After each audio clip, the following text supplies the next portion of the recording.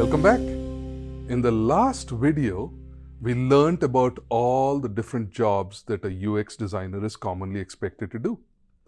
We also realized that out of the 80 common jobs that the UX designer does, there's probably about 40 jobs that are non-negotiable for employers. And out of these 40 jobs, we realized there are about 5 sets of skill sets that you need to learn and pick up. So in this video, we're going to talk about the very first skill that you're expected to develop. Okay. In this set of skills, the most common type of task that you might get is, hey, here's a screen. Can you identify the problems on this screen? Can you convince your stakeholders or the other people in your organization about why something needs to be done? You have a problem that needs to be fixed quickly and probably has limited resources, so you need to think about how you're going to prioritize the problems and manage your time effectively. The skill that is required for doing all of these tasks is design critique, is your ability to take a design and critique it. Traditionally, the way this concept is taught is that you have to learn Jacob Nielsen's 10 heuristics and use that as a basis to critique what's going on with the product. But practically speaking, if you had to do this in an organization, it's not just enough to know the theory of what those 10 heuristics are. Here's a common example. So here's an example from LinkedIn where as you're deleting, you get a series of messages from LinkedIn. Okay. If you look at this carefully, you will realize that there are at least 2 heuristics that are violated. The first heuristic is consistency. So when you look at it, the way it communicates, it's a 1 of 2, 1 of 3, 1 of 4. But really, the way it should be communicated is 1 of 10, 2 of 10, 3 of 10, 4 of 10. That's the way it needs to be messaged. And so clearly, this design is violating the consistency principle.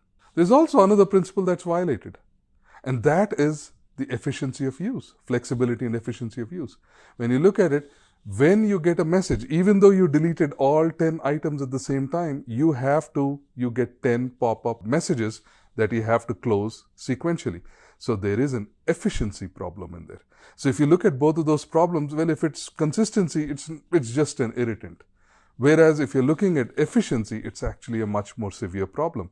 So the root cause problem in here is that it is an efficiency problem. Right?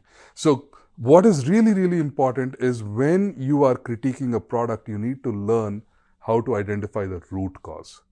The other 2 things that you need to be able to do is once you've identified the root cause and you've identified a set of problems, you need to learn how to prioritize those problems. Especially given that in any work environment, you will either always be short of time or short of resources. So you need to learn how to prioritize it in an objective manner. And finally, after you've prioritized it, you need to learn how to present the information to your stakeholders so they can buy into your vision of what needs to be done. So, the pragmatic way of learning how to critique a product is, 1, you need to know the theory of heuristics, and 2, you need to learn how to identify the root cause problem. You need to learn how to prioritize the problem in a meaningful, systematic manner so you can leverage the limited resources that you have. And finally, you need to learn how to communicate your findings in a manner that's compelling for all your stakeholders.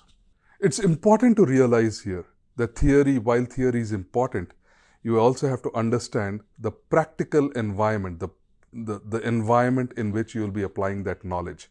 And you need to know how you're going to work in that scenario.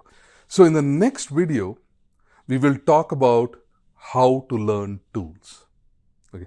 And not just that, how to learn it in a practical and pragmatic manner so you're going to be effective on day 1 at work.